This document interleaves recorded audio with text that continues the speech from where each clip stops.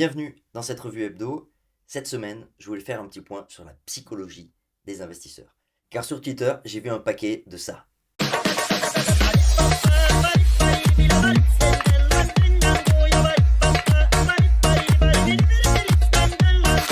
Alors, entendons-nous bien. Ça me fait bien marrer. D'ailleurs, je vous l'ai mis en entier à la fin de cette vidéo. Qu'est-ce que ces vidéos révèlent? Qu'en réalité, les humains ne changent jamais. Ceux qui sont déjà positionnés sur le marché et qui viennent à peine, entre guillemets, de faire 30%, alors que ça fait un an que le marché les défonce, se sentent obligés de l'exposer et ont envie de le crier sur tous les toits. Et même si nous sommes au début, très probablement, d'un beau rebond haussier, ne vous laissez pas appeler et happer par ces sirènes haussières, quoique très joyeuses, hein. Mais posez-vous les bonnes questions, car chaque investisseur est unique, d'abord par son capital, mais surtout par sa tolérance au risque. Qu'êtes-vous prêt à risquer par rapport au capital que vous souhaitez investir? Un exemple concret des bonnes questions à se poser. Si vous avez par exemple 10 000 euros de capital et que vous souhaitiez acheter du Bitcoin, mais que vous attendiez les 12 000, les 10 000, la question n'est pas dois-je rentrer mes 10 000 euros là maintenant tout de suite? Parce que Crypto Twitter est en feu et que je ressens l'envie profonde de tout mettre maintenant pour surtout ne pas rater le train. Les bonnes questions sont les suivantes. Quel que soit le jour où vous achetez, vous devez vous demander Si le pire scénario se produit, est-ce que l'allocation que je mets dans tel ou tel actif va me faire souffrir, va m'empêcher de dormir la nuit ou non? J'en reviens avec l'exemple de mes 10 000 euros. Imaginons que vous mettiez 1 000 euros sur le Bitcoin à 23 000, soit 10% de votre capital.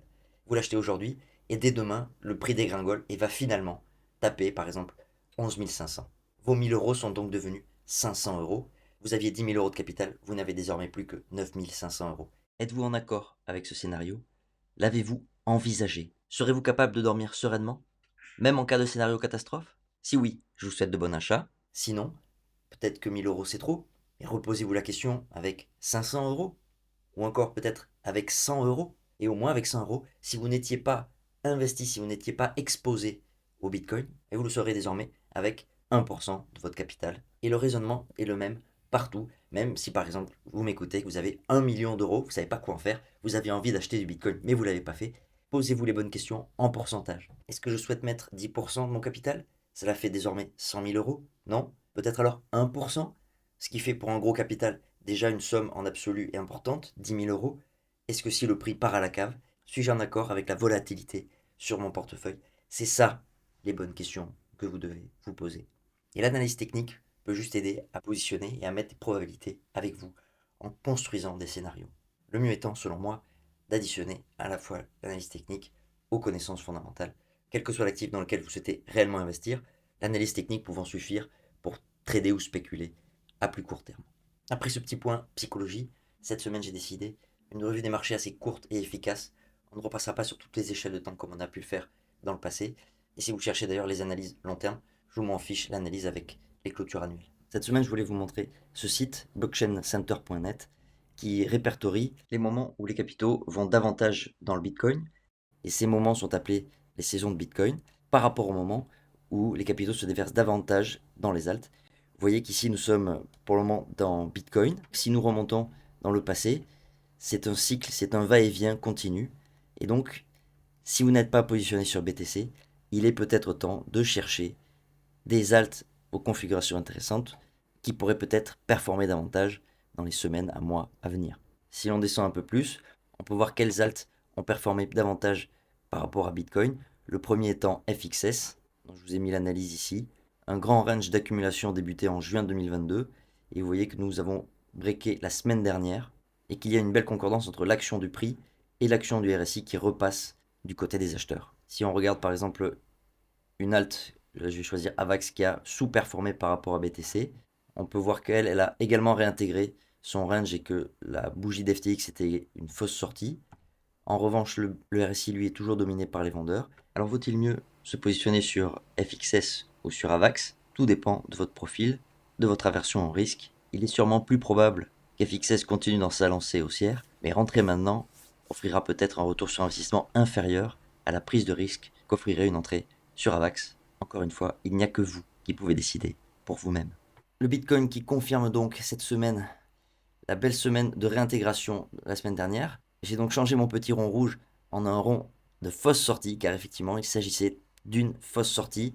Un peu comme nous avions eu la fausse sortie par le haut en novembre 2021, l'événement des FTX a provoqué une fausse sortie par le bas qui définit un très probable bottom, au moins de moyen terme. L'avenir nous dira si nous réattaquons, si nous irons retester ces plus bas. Pour le moment, nous sommes dans un rallye contre tendance. La divergence haussière s'est confirmée et nous sommes en train d'attaquer une ligne de tendance qui peut-être agira comme la ligne de tendance du marché américain que nous allons voir après. Au niveau de la Bitcoin dominance, nous sommes en train de franchir la résistance des 44%, confirmant ainsi que nous sommes toujours dans la saison du Bitcoin, comme nous venons de le voir, et que nous avons encore un peu de marge avant d'aller se buter aux 48-49%, qui sont le sommet de ce très grand range, débuté déjà en mai 2021. ETH, la semaine dernière, a cassé donc son canal descendant, dans ce grand range, avec la résistance des 2000, qui est toujours en ligne de mire. Un très bon exemple ici sur le fait que l'analyse technique n'est pas prédictive, mais que c'est un outil sur lequel nous construisons des scénarios. Nous avions suivi la compression des prix et la compression du RSI sur ETH BTC en hebdomadaire qui s'était effectuée depuis septembre. Nous avions trouvé une résolution à la hausse et qui, vous voyez, ne s'est pas confirmée. Nous avons une infirmation de cette sortie, de cette compression, et je vais donc mettre à jour la figure. Voici la mise à jour. Pour moi, cette semaine baissière ne remet pas en cause l'architecture et le fait qu'il est toujours plus probable que TH surperforme BTC à moyen terme, et nous aurons l'occasion de réévaluer cette analyse. Marché américain, vous êtes sur le SP500. Cette ligne de tendance a de nouveau cette semaine résisté au marché américain. Pour combien de temps, je ne sais pas, car l'attaque baissière a eu lieu en début de semaine avant un beau vendredi. Allons-nous casser cette ligne de tendance qui nous maintient la tête sous l'eau la semaine prochaine? C'est tout à fait possible. Et ça sera un signe encourageant pour le petit marché des cryptos. Semaine neutre sur le dollar qui temporise sur son énorme support long terme. L'or a fait de même cette semaine avec une petite semaine de temporisation. Peut-être allons-nous un peu retracer avant de réattaquer ses plus hauts. Le pétrole est lui gentiment en train de rebondir sur son support long terme, mais avec un RSI en zone d'incertitude complète, très difficile de faire des prédictions, surtout à cette échelle de temps. Comme promis, je vous mets la petite vidéo du début en entier. Claquez le pouce, abonnez-vous, prenez soin de vous, à très vite.